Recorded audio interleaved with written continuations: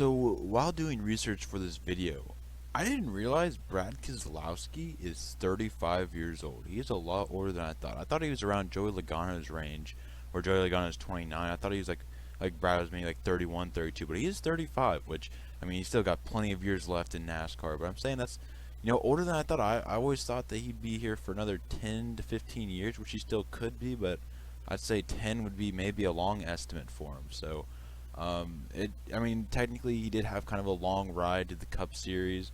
Got here around 25, 26. So he's been in here a while. He's been in, actually I think his first season was 2010. So he's been in the Cup Series for 10 years now. But still, he doesn't feel like he's 35 years old, just to me. Lesson from the brain, seeing the beauty through the.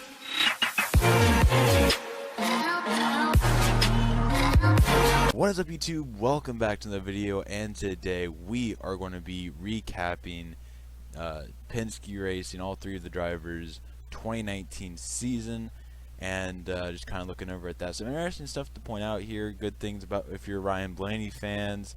Not really bad things for anybody else. Really good things for all fans, but especially Ryan Blaney fans. And I have to give a little bit of insight. Not really. I'm just going to kind of make a slight prediction based on how Blaney ended off the season. But before we get into that, make sure you hit the subscribe button, and comment down below your guys' thoughts, and let's get into today's video. So Brad Keselowski had an off year for Brad Keselowski. Only had 3 wins. I guess not really only. I think that's like the most wins besides Kevin Harvick that anybody has had that I've done so far. But 3 wins, 3 top 5s, or 13 top 5s. I was close. 19 top 10s with an average finish of 12.9, so round up to 13. Can't say that word apparently. And he finished 8th place in the point standings, which, if you notice, he actually finished, his season ended in the round of 12, but Chase Elliott did so bad that he tanked all the way down to 10th place in the point standings, which we'll talk about next episode. That, Keselowski was able to finish not 9th, but 8th. But I mean, a solid season, a good season by anybody's standards. But for Brad Keselowski, I mean, it was mediocre. It was just kind of average for him, in my opinion. I feel like he can do better. It's not really average, I guess, but I feel like he could do better than he did this season.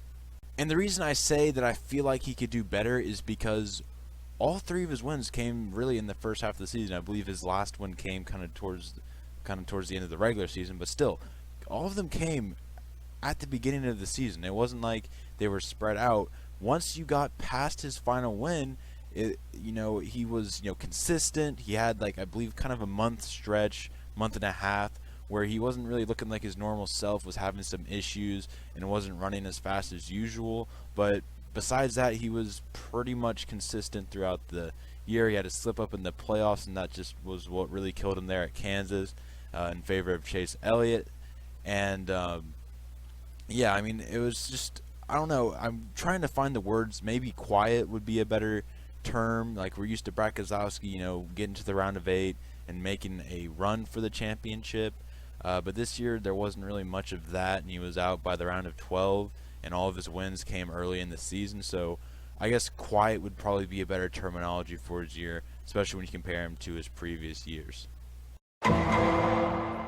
Now, last episode, we talked about a driver in Kyle Larson who has regressed over the past couple of years. If you guys haven't seen that, be sure to check that out. We kind of dabbed about his dirt racing fiasco that's been going on the last couple of weeks. But last episode, we talked about a driver who is promising but is actually regressing. Well, we are talking about Ryan Blaney, who is improving.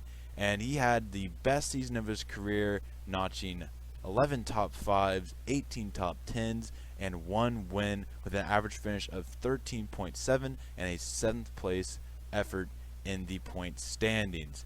And his stats are very comparable to that of Joey Logano and Brad Keselowski. I would say the only difference is Joey Logano has more top 5s.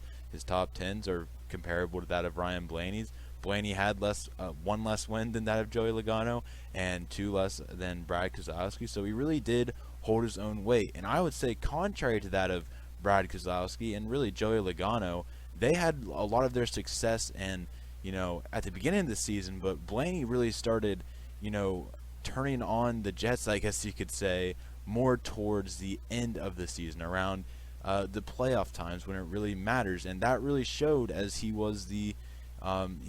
got his win at Talladega and had a very good round of 8, which we'll get into here in just a second.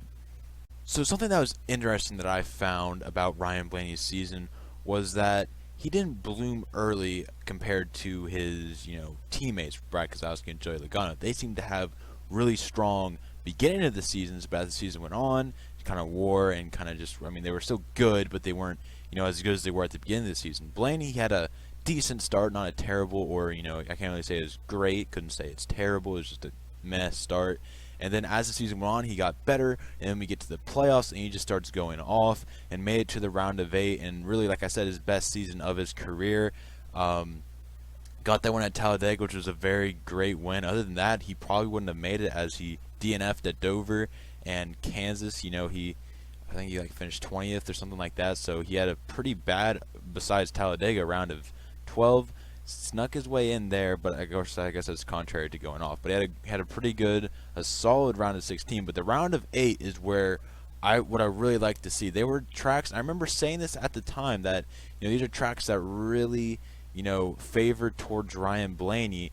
But I also said that he would have to get consistently in the top 3 all stages and the race, and it would be nice if he won one. He wasn't able to get that win, but besides Texas, where he sat just outside the top 5, he was in the top 5 all throughout the race in all 3 of those races. So he definitely knew what he had to do. He did as much as he could to do it. He couldn't get that win, but I really liked the end of the season, how he finished off the season. I hope he can carry that momentum in the next season, and I actually do kind of expect him to get a little insight on my prediction. I do expect him to continue the momentum into next season and maybe finally blossom into that driver we've always seen him to be. Joey Logano had himself a pretty nice season, finishing 5th in the point standings, just outside the championship 4. If not for Denny Hamlin's win, he very likely would have made it to the Final 4, because I believe that was, if Denny finished 2nd, Logano still would have had it. So very close to making another championship 4, which, who knows, he could have gotten a back-to-back. Didn't necessarily deserve it, but still got a championship win. I think NASCAR fans would probably go insane if that actually happened. But an average finish of 10.8. He knocked up 2 wins, 12 top 5s, and 21 top 10s. That was the best in the Penske garage is what I meant to say. But like I said, besides the gap between top 10s, not too much better than that of his teammate Ryan Blaney. Just 1 more top 5 and 3 more top 10. So like I'm saying, these Penske guys, all 3 of them had really similar stats. If you add in Brad Keselowski as well, seem to have really similar seasons to each other, with the exception of Blaney only having 1 win. So it's definitely something you like to see as a Ryan Blaney fan, that he's keeping close to that of his peers and the same equipment as him. So nice to see, and a good season all around for Penske. At the beginning of the season, they looked like they had a legitimate shot at competing with Joe Gibbs for the best team in the sport. But as the season went on, the conversations died down, and they kind of just took their spot at 2nd place. But Joey Logano, he came into the season with a lot of hate surrounding him just because he won a championship. Like, really, what did you expect him to do? Was he not supposed to try and get a championship when he has a chance? But a lot of people, were kind of downing him because of that. He came and had put up a solid season. It wasn't as good as last year. It was a little bit worse, but he had a great season last year, and I think a lot of people do underrate his last season just because of that championship. Did he deserve it? No, he was not the most deserving, but he still had a solid season, and this year was a little bit of a worse year for him, but still a solid season by Joey Logano. And you got to remember, he's 29 years old. It's hard to think he's been in the sport, I believe, longer than Keselowski. But he was so young when he joined. He's probably got another 10 to 15 years left. I know a lot of people don't like Joey Logano, so they're probably not happy to hear that. But definitely interesting to see. I don't know. I think Logano could go out there and win another championship. Definitely a talented driver. He ran into some controversies throughout the season. We'll see if that continues into this season. But that's really all I got for Logano. That is all I got for today. If you guys enjoy, make sure you like, hit the subscribe button, comment down below your guys' thoughts. Also check out all of our partners in the description. And yeah, Penske Racing, an interesting 2019 season. We'll see how 2020 goes, and I'll make my predictions here in the coming month or so, probably towards the mid to end of January. So, really, yeah, probably by the time I get done with making all the reviews, it'll be time for the previews. So that should be good things. So, yeah, like I said, that's all I got. So I'll see you guys in the next one. Peace out.